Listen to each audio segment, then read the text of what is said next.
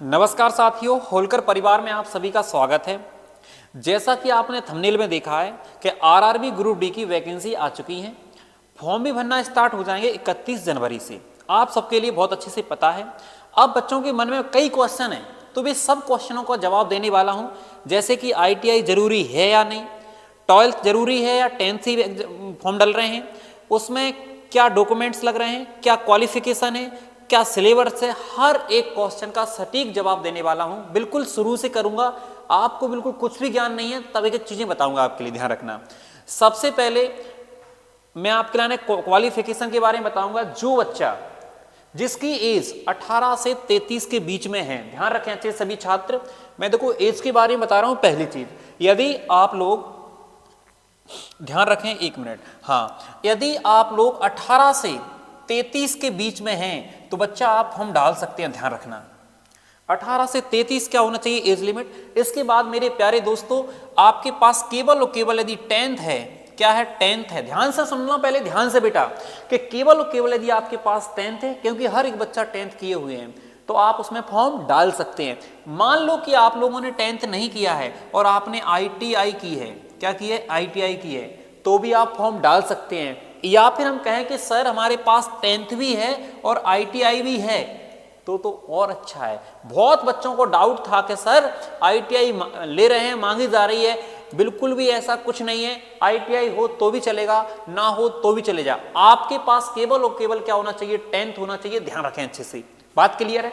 Qualification clear हो गई, as clear हो गई। अब कहोगे सर वैकेंसी कितनी आई हुई है, तो मैं आपको बता देता हूं कि अभी केवल और केवल 22,000 बताया जा रहा है। लेकिन ये वैकेंसी मेरी नजर के अनुसार, मेरे अनुमान के हिसाब से ये वैकेंसी 100% 30,000 प्लस होगी। इस बात का ध्यान रखना, 100% बढ़ेंगी, ठीक है ना। तो आप 22,000 ना मानो, इनको 30,000 मान के चलो। समय 100% बढ़ना है, ये आपकी वैकेंसी है, ठीक है।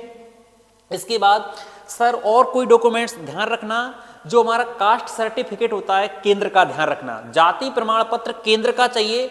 और ध्यान रखना, जैसे हमें पता है सर लास्ट डेट जो है वो 2 मार्च के करीबन है, तो आपको 2 मार्च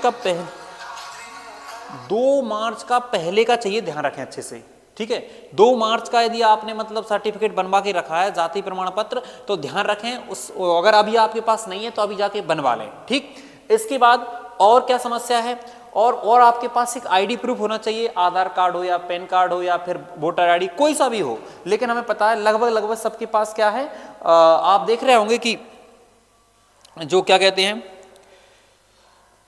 हाँ, अगर आपने देखा होगा आजकल नॉर्मली सबके पास क्या है, आधार कार्ड है। तो ध्यान रखने अपने कि मतलब एक ID प्रूफ क्या हो गया, आधार कार्ड, ठीक है। इसके बाद हम बात करेंगे सिलेबस की। सिलेबस बहुत शानदार है। देखो पहली स्टेप में क्या रहेगी, हमारा सिलेबस में पहली स्टेप रहेगी हमारा क्या बेटा, कि पहले एग्जाम होगा। जो एग्जाम में देखो 4 सब्जेक्ट हैं। पहला पूछा जाएगा बेटा मैथ, पहला सब्जेक्ट रहेगा मैथ। दूसरा जो सब्जेक्ट रहेगा मेरे प्यारे दोस्तों वो रहेगा रीजनिंग। और तीसरा जो सब्जेक्ट रहेगा वो रहेगा हमारा साइंस, बेटा ध्यान रखना अच्छे से। इसके बाद बेटा चौथा सब्जेक्ट रहेगा GK और GS, ठीक है ना बेटा, ध्यान रखना अच्छे से, ठीक। तो ये 4 सब्जेक्ट हैं। 4 सब्जेक्टों में अगर हम देखें ध्यान से, तो आप कहें सर जो मैथ है, मैथ कितने नंबर का है, तो बेटा ध्यान रखें अच्छे से, जो हमारा मैथ है वो हमारा मैथ रहेगा बेटा 25 नंबर का, ध्यान रखना। फिर इसके बाद बेटा अगर सेकंड सब्जेक्ट देखेंगे तो ये इसके बाद हमारा जो साइंस है, नहीं, इसके बाद जो रीजनिंग है बेटा, रीजनिंग कितने नंबर की रहेगी, 30 नंबर की रहेगी। इसके बाद अगर हम लोग आगे बढ़ेंगे, अगर हम साइंस की बात करेंगे तो साइंस रहेगा बेटा हमारा 25 नंबर का, ध्यान रखना। और जो हमारा GK GS आएगा बेटा वो रहेगा हमारा कितने नंबर का, 20 नंबर का। तो अपने 100 नंबर हो गए होंगे बेटा फिक्स, कोई दिक्कत नहीं है, आपको सिलेबस समझ में आ गया। इसके बाद बेटा इसका फिजिकल होगा। फिजिकल बड़ा नॉर्मल होता है, PT होगा, देख ध्यान रखना अच्छे से, क्या होगा, फिजिकल होगा, ठीक है ना। फिजिकल होगा, फिजिकल नॉर्मली होता है, कुछ वजन रखवा के मतलब दौड़ाया जाता है, तो आराम से दौड़ सकते हैं, उसके लिए कोई दिक्कत नहीं। फिर आपका मेडिकल होगा, मेडिकल भी नॉर्मल होता है, कोई खास नहीं होता है। अब बात करें, कोई बच्चा कहता है कि सर हाइट की आवश्यकता है, इसमें हाइट की कोई आवश्यकता नहीं पड़ती, ध्यान रखें अच्छे से। अगर आप कम से कम हाइट के हैं तो भी आप इसमें फॉर्म डाल सकते हैं, ध्यान रखें, ठीक है। और आपके लिए बता देता हूँ कि मैथ्स का जो सिलेबस है, मैंने इससे पहले 3-4 टॉपिक करवा दिए। पूरा रेलवे के प्रीवियस PYQ करवाने वाला हूं। जो भी बच्चे रेलवे की तैयारी कर रहे हैं तो होलकर क्लासेस ब्रजन सर के नाम से मेरा यूट्यूब चैनल है, इस पर आकर तैयारी कर सकते हैं अगर आपको अच्छा लगे। ठीक है, मिलते हैं नेक्स्ट वीडियो में, तब तक के लिए जय हिंद, सभी के लिए भारत माता की जय।